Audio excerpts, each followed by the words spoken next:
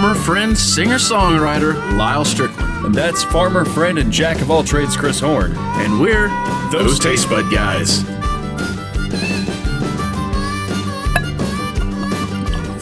Anyhow, yes, it'd be a 22. But we're not talking about rifles today, though. Really, I mean, sort of. We're actually talking about a bottle we've had on the back shelf for a while.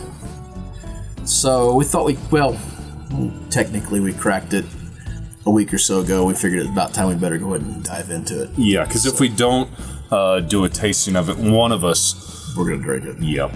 So, quickly. All right, guys, you get a chance, like, subscribe, follow us on Facebook, YouTube, Instagram, all those good things. We're also asking if you have any questions for us. Yeah, we're going to do a little Q&A episode at some point. We're not sure when. Yeah, we'd like to have some questions, so just get us those tastebudguys@gmail.com. And I don't know when this episode will release in an order necessarily, but we asked her a while back if you could subscribe to get us over the 50 subscribers, and we did that. We're like 51 last time I checked, so yay. Now it's on to 100, so it'll never end. If we get to 100, we're going to ask for 200. We're just never happy. We're constantly... It's just a bit of an Eeyore complex. Yeah. What's going on? All right, this is what we was talking about, guys. We're looking at a bottle I brought back from Texas a while back. Picked this up at Total Wine and More down around Dallas.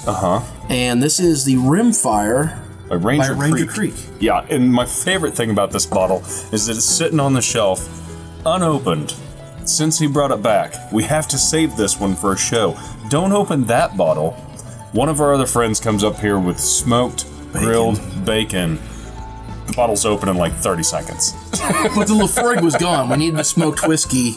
We had to have, excuses. Priorities. I'm not complaining that much because we got to drink a little bit of it. Yeah, I just bumped it up. Yeah. Now, I will say, I didn't necessarily think it was the best thing I ever had when we had it. We had a few whiskeys. I'd had a lot to drink. So that's why I think I want to try it again. So I'm looking forward to it. So I'm going to say a few things about this. I was going to ask you to. So I think, because I'm in the same camp with you, if you wouldn't mind, it wasn't my favorite thing. However, I was expecting a bourbon, and this is not a bourbon. This is a Scotch-style whiskey. Now, Scotch-style because it's not made in Scotland, it's made in San Antonio. But that's a vast difference because I'm assuming, because this is a single malt Scotch-style whiskey, that this is made with 100% malted barley, and it's going to have a different flavor profile than a bourbon that's made with, corn? But we tried looking that up and it didn't say, right? It didn't necessarily say, but it said Scotch-style, I'm assuming. I'm with you. Single malt, which means it's done all at that distillery, with a single malt. I'm assuming that's a barley. Here's another interesting thing. Yeah, I'm with you. I feel like it's got to be barley in this case. Yeah, and Ranger Creek also makes a bourbon. And Scotch usually ages in old bourbon barrels, and they use their own bourbon barrels to age this in. So that's kind of cool. It's also smoked with mesquite, so we should taste some smokiness instead of peat. That's where they get the smokiness. Yeah. In this case, so I've actually been really excited to try this one. So that's why I was a little bit disappointed the other day, but it was down the line of a long string of drinks we'd had that night. So in a long string of bourbons, which if you're going to throw a Scotch up against, if you've had 3 or 4 bourbons, it's just not going to pack the punch. It's a little weaker, smoother. But for a Scotch, it's pretty boomy. It's got a little punch on there. Okay, so now I get a lot of butterscotch. I do get a fruit. I know on their deal they said mango was the fruit they got. I don't get a mango, but I mean I do get some kind of fruit. It's not cherry. Almost like a pineapple, which I guess would be similar in terms. They also said banana. And I don't smell a lot of banana in there. But maybe. I don't get no banana either. Maybe just on the first blush. And a little bit of vanilla. I think they're good on that. Yeah. I do get the vanilla. Okay. A fruit. Time to taste. I can't wait. Yeah, go for it. There's almost a little mint in there, but I can't figure out where it's at. Okay, so here's why I didn't like it the other night.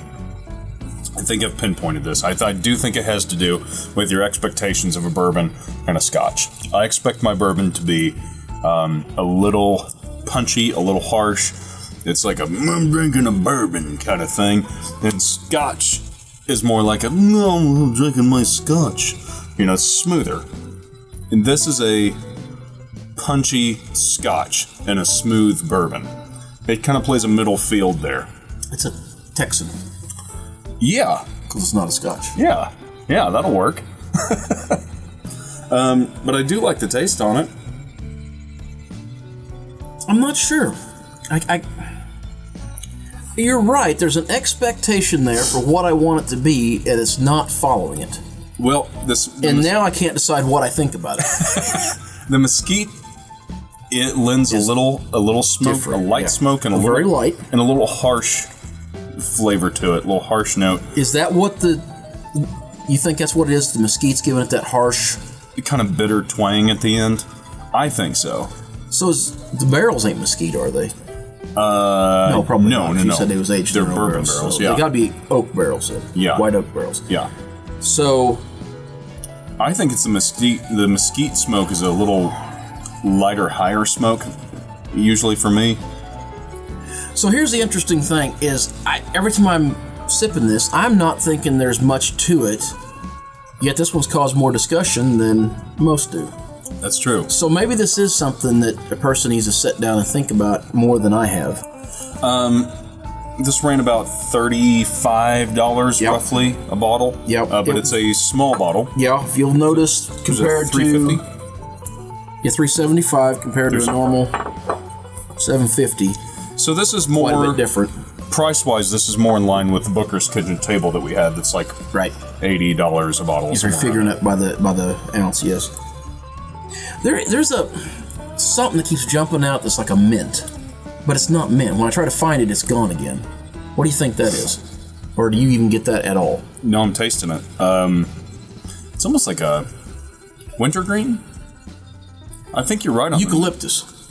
Yeah. That's what it is. Yep.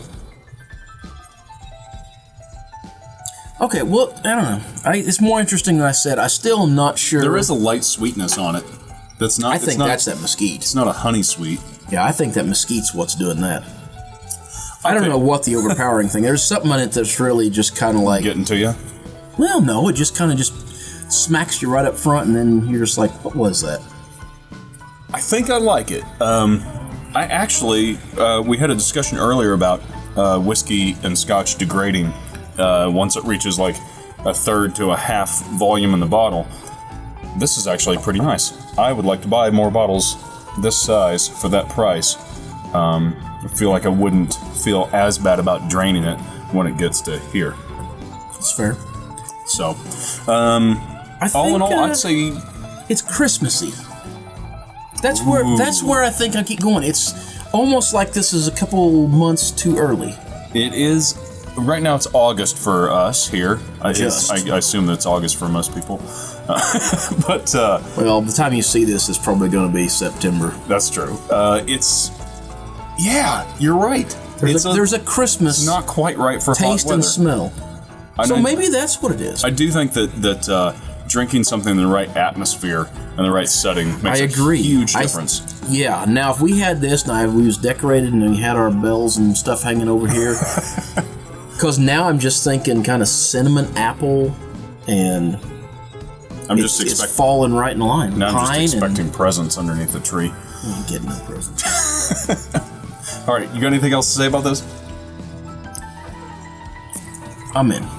I'm in. You're in for this? I think, yeah. I want to try their bourbon. I think it's interesting enough. I would want to do it a few more times. Now, maybe when we got to the bottom of this bottle, I might change my mind. But as of right now, I'm in. So I want to try this with some of their scotches instead of putting this in bourbon. That was an unfair comparison. Oh, yeah, I agree. Yeah, I'm with you. We both thought this was a whiskey like a bourbon. Yeah. And that's what we expected, and so I agree. So, go out and find yourself some Ranger Creek. If you don't like Scotch, and you don't want to try the Scotch-style whiskey from Texas, try their bourbon.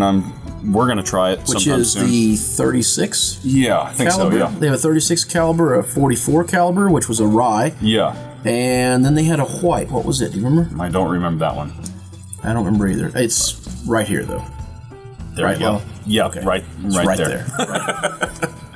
All right, well, until next time. Whether it be the whiskey you're drinking, The food you're eating, the clothes you're or wearing, the people you're meeting, grab a buddy. try Something new.